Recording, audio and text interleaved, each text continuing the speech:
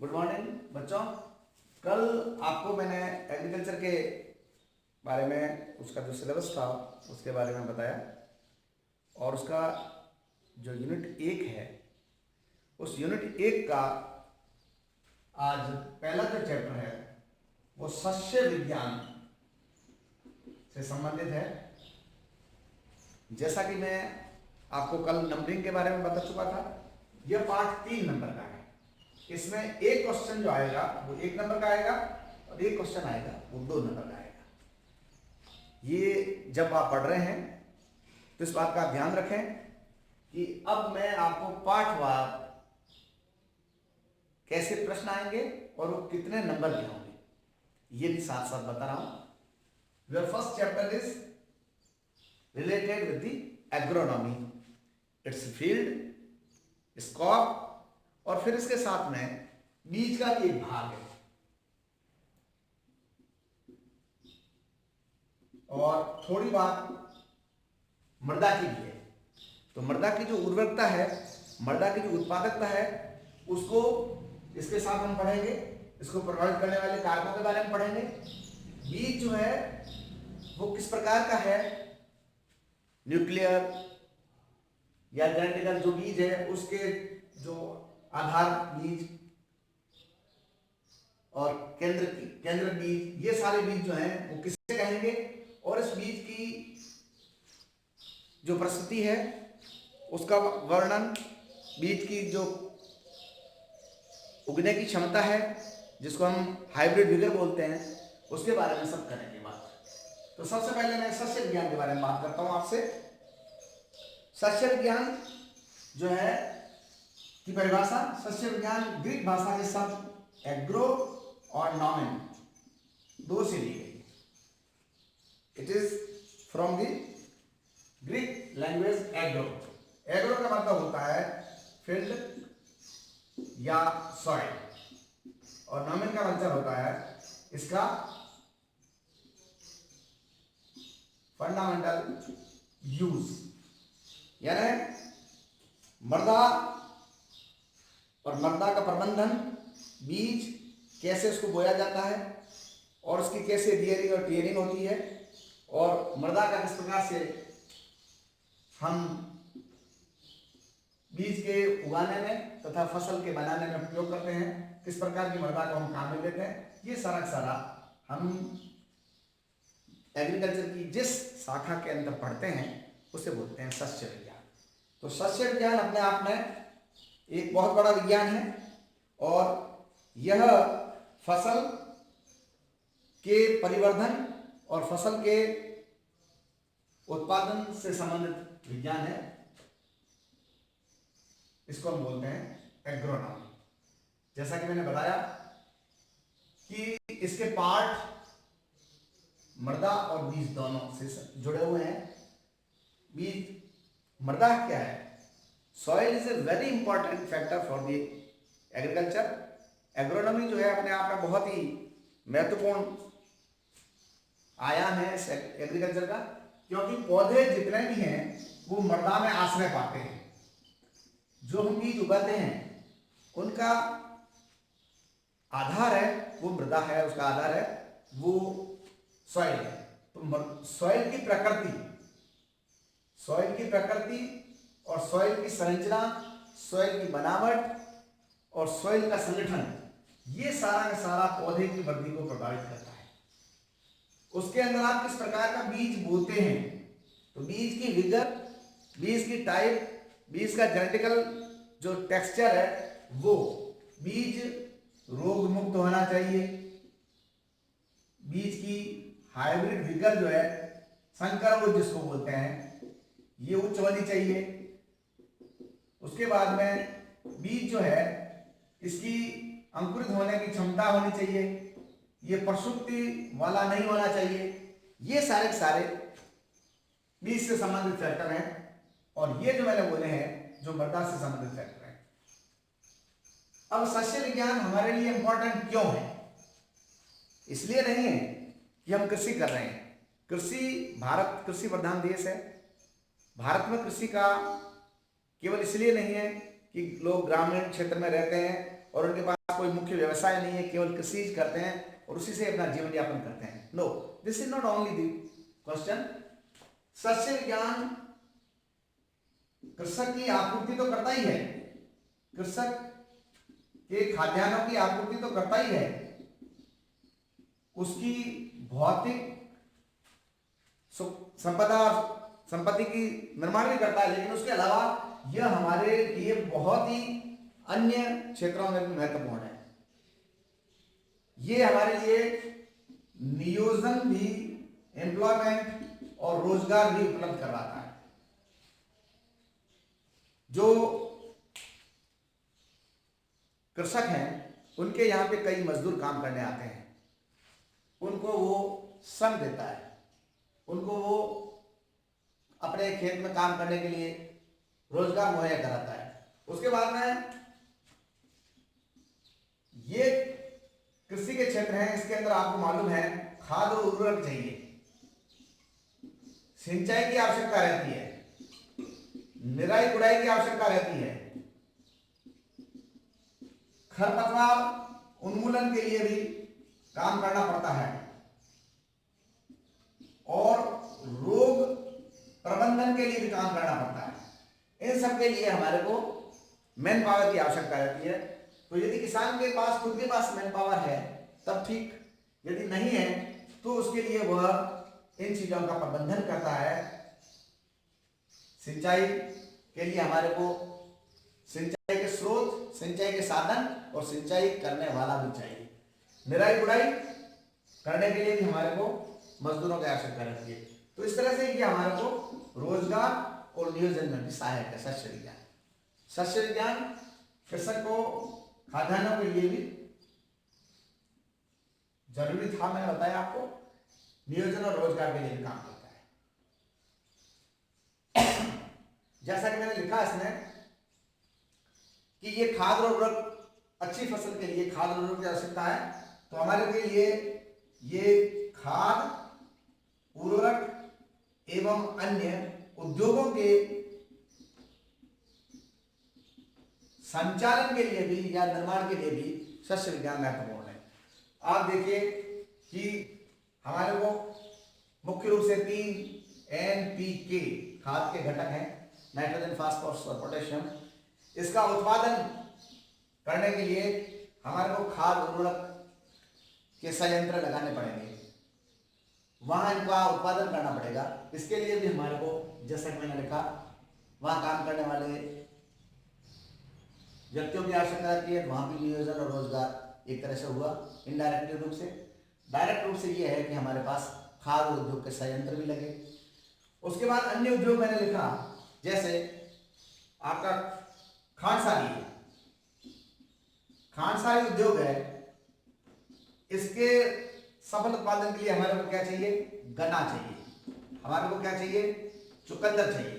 तो गन्ना और चुकंदर की खेती खांडसारी उद्योग को बढ़ावा देती है। इसके अलावा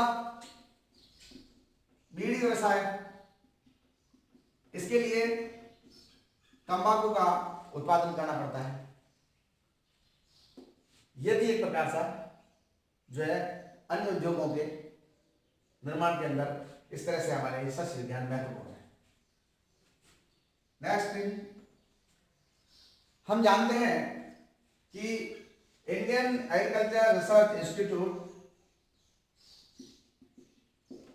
के द्वारा बहुत सारे शोध कार्य शस्य विज्ञान में किए जा रहे हैं। यहां पर जितने भी इच्छुक विद्यार्थी हैं ये जाके वहां पे ये ज्ञान प्राप्त कर सकते हैं। जैसा कि मैंने अभी आपको कहा कि बीज जो है वो संकरोच, रोग मुक्त और अंकुरण क्षमता वाला होना चाहिए। इसकी यहाँ जांच होती है, यहाँ इस प्रकार की ट्रेनिंग दी जाती है।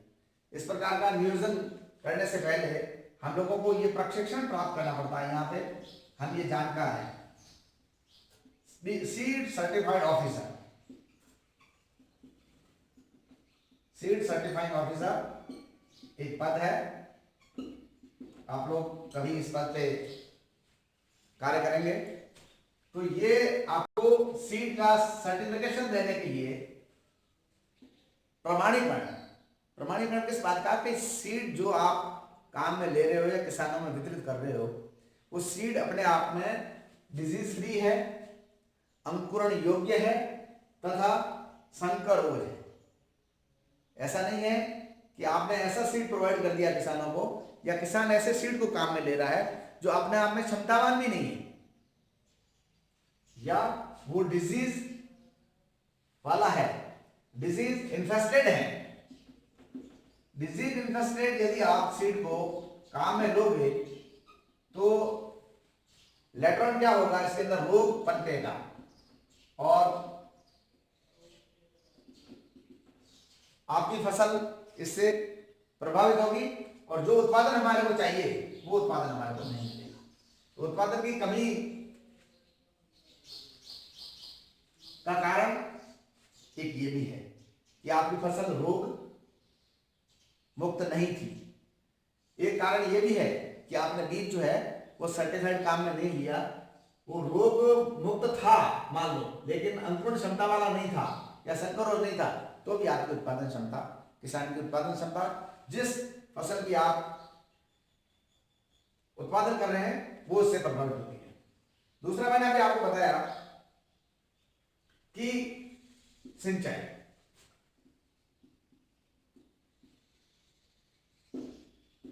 बहुत सारे इरिगेशन मेथड्स काम में लिए जाते हैं। आप लोग जानते हो पंप सेट या बूंद बूंद सिंचाई विधि, इसके लिए भी उद्योग लगे हुए हैं और इसका उत्पादन शस्य विज्ञान के लिए भी महत्वपूर्ण है, क्योंकि सिंचाई के जो संसाधन है, सिंचाई के जो साधन है, सिंचाई के स्रोत हमारे पास है लेकिन सिंचाई के साधन नहीं है। स्रोत होने के बाद साधन बनाना जरूरी है, तो उन साधनों के का प्रयोग करके हम सिंचाई के स्रोतों का भली भांति सदुपयोग कर सकते हैं। एक बात मैंने और लिखी है, निराई गुड़ाई की। आपको बीज को बो देने के बाद में सो नहीं जाना है। बीज को बोने के बाद में आपको निरंतर उसकी देखरेख करनी है, देखभाल करनी है। शस्य प्रबंधन सही शब्द यदि मैं काम में लूं तो यह है कि आपको बीज को बोने के बाद में कब उसकी सिंचाई करनी है, सिंचाई की क्रांतिक अवस्था क्या है, सिंचाई कितनी करनी है और सिंचाई में पानी की मात्रा कब दी जाएगी, ये भी ध्यान में रखना है। और ये तो हो गया आपका सिंचाई का। और उसके बाद में बीज जो है, उसके बाद में उसमें पौध अंकुरण होता है, तो उसके बाद में जो अवांछित फसल है, जो उसको नुकसान पहुंचा रही है, जिसको हम बोलते हैं खरपतवार, उस खरपतवार को वहां से हटाना है। और खरपतवार को हटाने के लिए हम लोग जो है निराई गुड़ाई सब काम में लेते हैं, और निराई गुड़ाई करके हम खरपतवार का उन्मूलन कर सकते हैं। और खरपतवार के उन्मूलन के भी अलग अलग तरीके, आपके अलग चैप्टर है, वैसे खरपतवार का चैप्टर अलग है, आपका सिंचाई का चैप्टर भी अलग है, लेकिन क्योंकि ये आपका शस्य विज्ञान से संबंधित पाठ है तो इसमें सारी भूमिका इन चीजों की आ रही है, वो मैं आपको बता रहा हूं।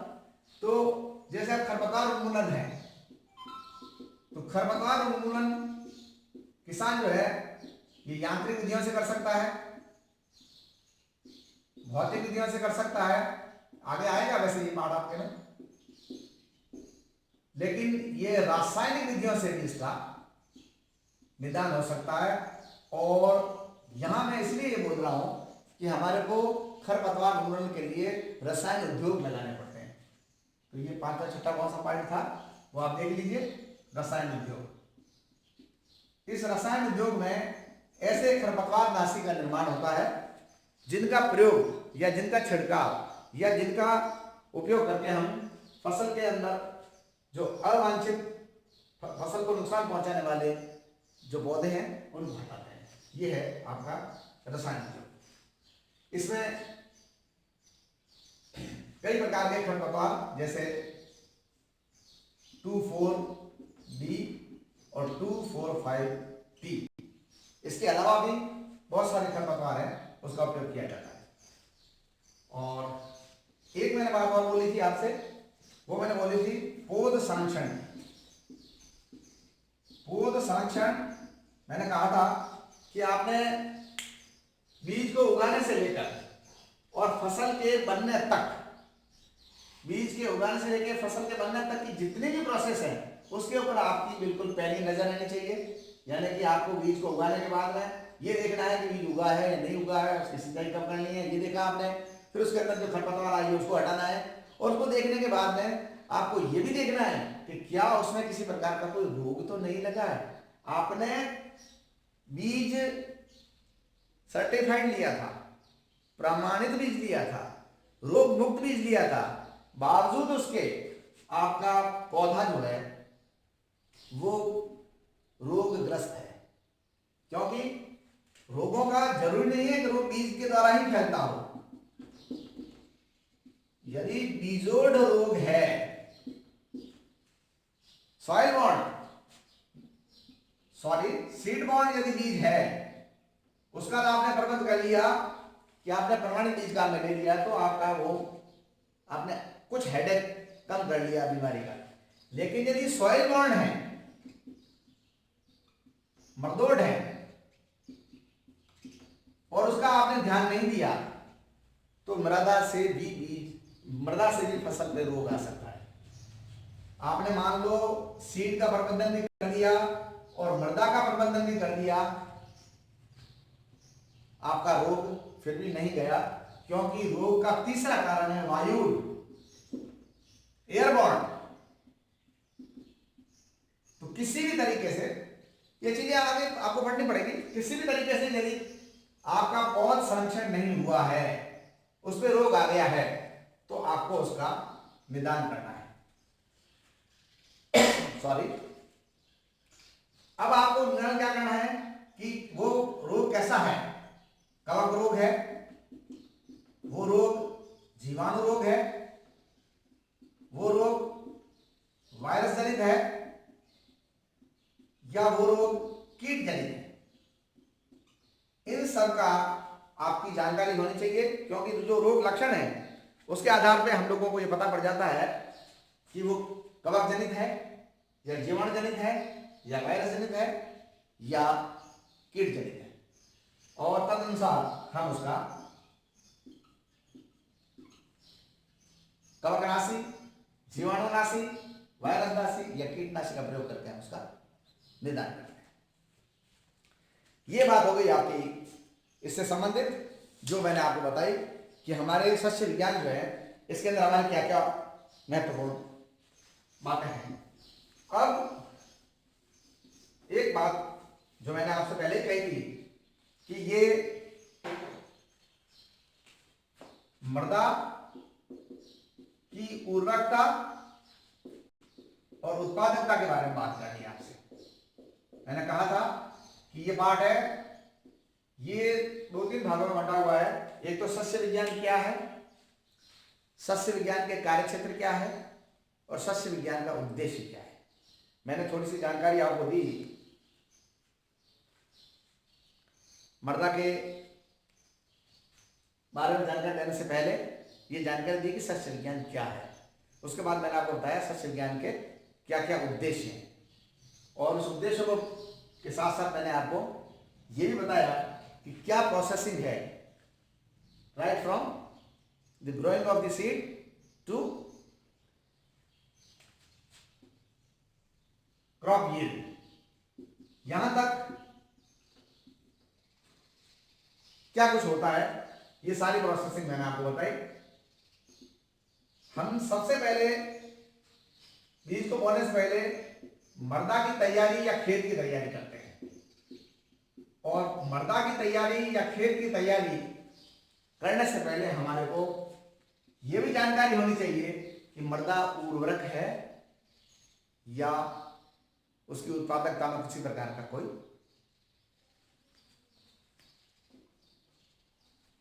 उसकी उत्पादकता में किसी प्रकार का कोई खोट है तो हमारे को ये भी जान लेना चाहिए। अब आपकी फर्टिलिटी एंड प्रोडक्टिविटी, ये दोनों ही अलग अलग शब्द हैं। प्रोडक्टिविटी, मृदा फर्टाइल हो सकती है लेकिन मृदा प्रोडक्टिव हो ये जरूरी नहीं है। जो मृदा प्रोडक्टिव है वो मृदा फर्टाइल होगी, लेकिन जो मृदा फर्टाइल है वो मृदा प्रोडक्टिव हो ये जरूरी नहीं है, क्योंकि बहुत सारे फैक्टर ऐसे होते हैं जो आपको यील्ड देने में बाधक बनते हैं। तो आपको पहले मृदा की उर्वरता बता दें, फिर आपको मृदा की उत्पादकता के बारे में बताएं। मृदा की उर्वरता को प्रभावित करने वाले कुछ कारक होते हैं, उसको अपने दो भागों में बांटा है। एक प्राकृतिक कारक और दूसरा कृत्रिम कारक। ये नेचुरल है और ये artificial. Natural factors, artificial factors. प्राकृतिक कारक, मृदा के प्राकृतिक कारक कौन कौन से हैं? प्राकृतिक कारक हैं, मृदा आप लोग जानते हो सेल खंडों से बनती है, तो प्राकृतिक कारक पहले मैं देता हूं जिससे मृदा बनी हुई है, यानी पैतृक पदार्थ। ये ऑटोमेटिकली नेचुरल कारकों में गिना गया। मृदा जिन अवयवों से बनी हुई है उसके अंदर लोह तत्व ज्यादा है, अम्लीय मृदा हो जाएगी। कैल्शियम मैग्नीशियम ज्यादा है, क्षारीय मृदा हो जाएगी। सिलिकॉन वगैरह, ये इसके पैतृक पदार्थ की प्रकृति, पैतृक पदार्थ तथा उसकी प्रकृति, यह भी मृदा की उर्वरता को प्रभावित करती है। अम्लीय मृदा अम्लीय सह फसलों के लिए इंपॉर्टेंट है, क्षारीय मृदा क्षार सह फसलों के लिए इंपॉर्टेंट है, और सामान्यतः उदासीन मृदा ही अच्छी फसल के लिए जरूरी है। तो पहला कारक जो है वो है इसका पैतृक पदार्थ और पैतृक पदार्थों की प्रकृति। दूसरा कारक है स्थलाकृति, टोपोग्राफी।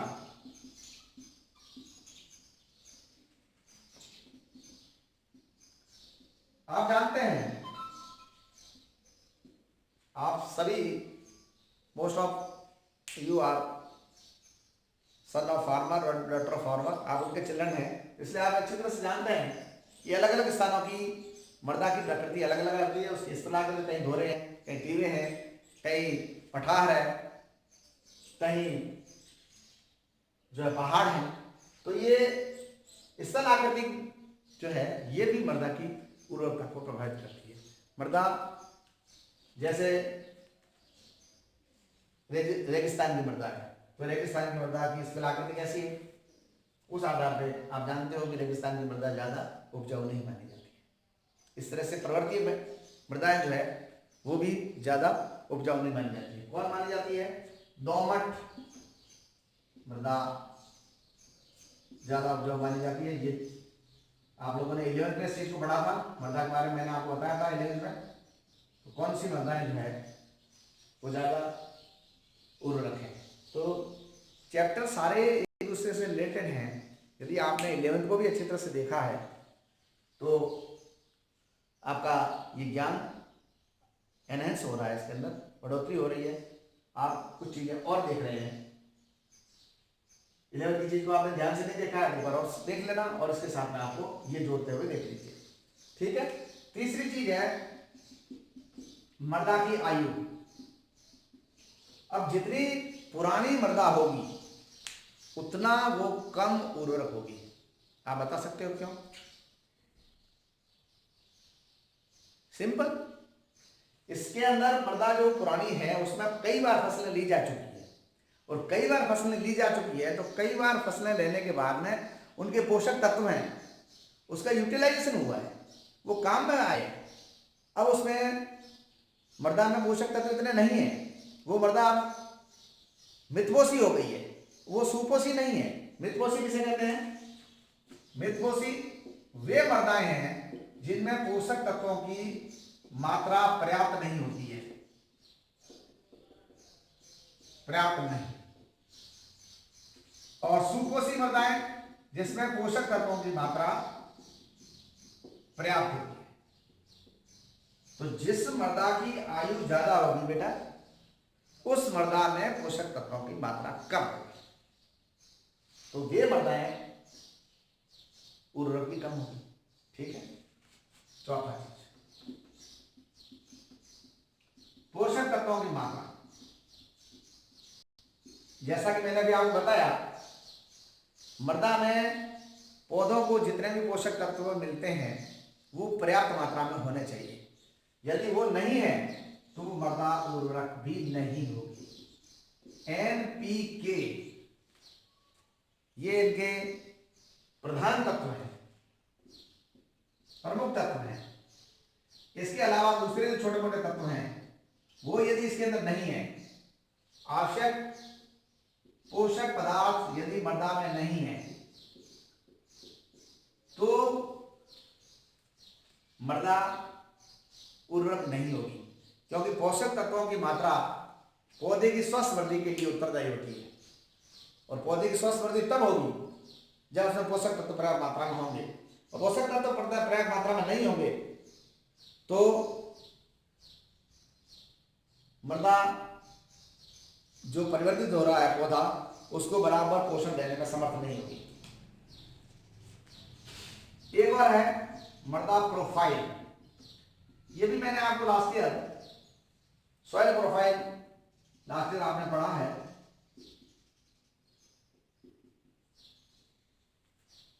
सॉइल प्रोफाइल क्या है? यदि हम मृदा का अनुदैर्ध्य काटते हैं तो मृदा हमारे को 7 तरह में बटी हुई दिखाई देती है। ये मैंने बताया था आपको, A horizon, B horizon, R horizon, C horizon.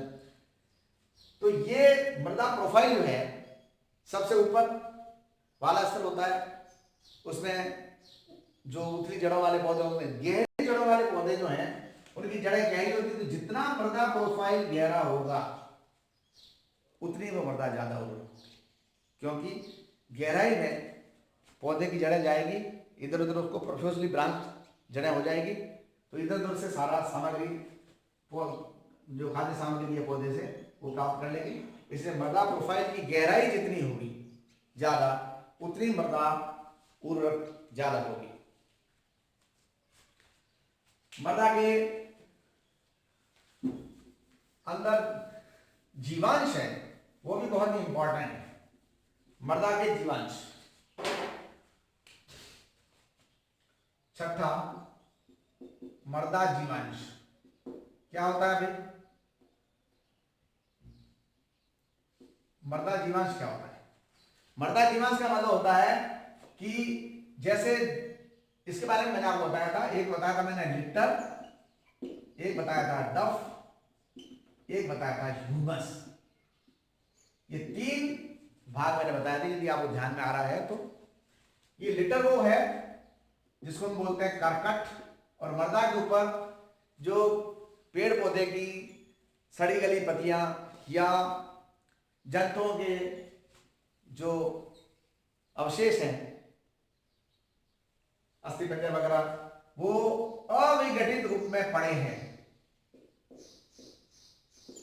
ये कहलाता है करकट। और ये पौधे के लिए ज्यादा काम नहीं आता है।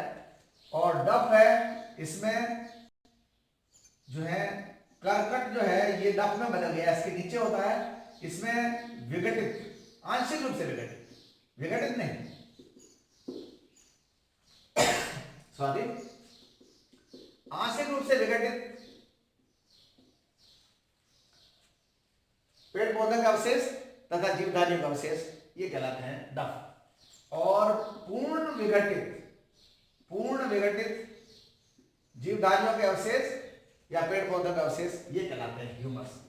तो जिन मृदाओं में ह्यूमस की मात्रा ज्यादा होती है बेटा, वो मृदाएं अपने आप में बहुत ही ज्यादा उर्वरक मानी जाती है। ह्यूमस भी 2 प्रकार की होती है, यदि आपको ध्यान में हो तो, मूल ह्यूमस और मोर ह्यूमस। एक होती है अपरिपक्व ह्यूमस और एक होती है परिपक्व ह्यूमस। तो आप नाम से ही आपको लग रहा है कि जो अपरिपक्व ह्यूमस है वह अपने आप में पौधों के लिए उर्वरक ज्यादा नहीं है, और जो परिपक्व ह्यूमस है वह पौधों के लिए ज्यादा महत्वपूर्ण है। तो इसलिए मैंने लिखा मृदा जीवांश। तो मृदा जीवांश में परिपक्व ह्यूमस यदि है तो वो मृदा बहुत ज्यादा उर्वरक है। इसके अलावा कुछ जीवधारी भी है मृदा में पाए जाते हैं, जैसे केंचुआ है, जैसे नेमेटोड्स है, जैसे स्नेल्स है, मैं नाम लिखता हूं, केंचुए, ये जीवधारी है ना, केंचुए, स्नेल, आर्थ्रोपोड, कुछ नेमेटोड्स, हालांकि नेमेटोड्स कुछ हानिकारक भी होते हैं, ये भी मृदा के अंदर जो अन्योन्य क्रियाएं या अंतर क्रियाएं द्वारा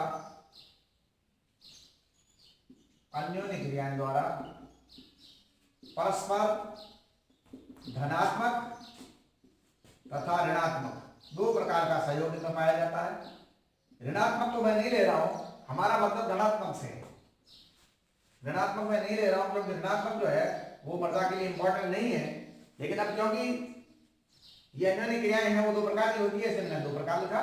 तो धनात्मक परस्पर क्रियाएं होती है जिसमें केंचुए हैं, स्नेल हैं, आर्थ्रोपोड्स हैं और कुछ और इंपॉर्टेंट जीवधारी हैं, वो सारे मिलकर के मृदा की उर्वरता को बढ़ाते हैं। थोड़ा सा और बताना चाहता हूं मैं आपको, एक और है मृदा की अपरदन और ये मृदा की भौतिक दशा। ये दो चीजें बता के मैं चैप्टर को यही विराम दूंगा, हालांकि चैप्टर पूरा नहीं हुआ है। एक मृदा का अपरदन, जैसा कि आप सब जानते हो जिस क्षेत्र में हम रह रहे हैं उस क्षेत्र में मृदा का अपरदन सबसे ज्यादा होता है। आपके ये इसके अंदर मृदा का अपरदन संबंधी बात आएगी, इसलिए इसको आप सुन लीजिए और समझ लीजिए मृदा अपरदन क्या है। मृदा का कटाव, मृदा का अपरदन का मतलब कटाव, मृदा की ऊपरी सतह, मृदा की ऊपरी परत, मृदा की उपजाऊ परत का वायु द्वारा, जल द्वारा एक स्थान से उड़ करके दूसरे स्थान पर या एक स्थान से बह करके दूसरे स्थान पर चले जाना, ये मृदा का अपरदन कहलाता है। और यह बहुत बड़ी क्षति है हम लोगों के लिए, किसानों के लिए। शस्य विज्ञान का ये बहुत ही घातक, तो क्या कहें हम, ये शस्य विज्ञान के लिए बहुत ही ज्यादा खराब बात है कि मृदा अपरदित होती है। और मृदा का अपरदन कैसे होता है, मृदा का अपरदन हम कैसे रोकेंगे, इसको हम अलग से आपको पढ़ाएंगे। लेकिन यदि जो मृदा, जिस मृदा में अपरदन तीव्र हो रहा है वो मृदा उर्वरक नहीं होगी या उसकी उर्वरकता धीरे धीरे कम होती जाएगी। ओके, और लास्ट बात है वो है इसकी फिजिकल स्टेट, मृदा की भौतिक दशा।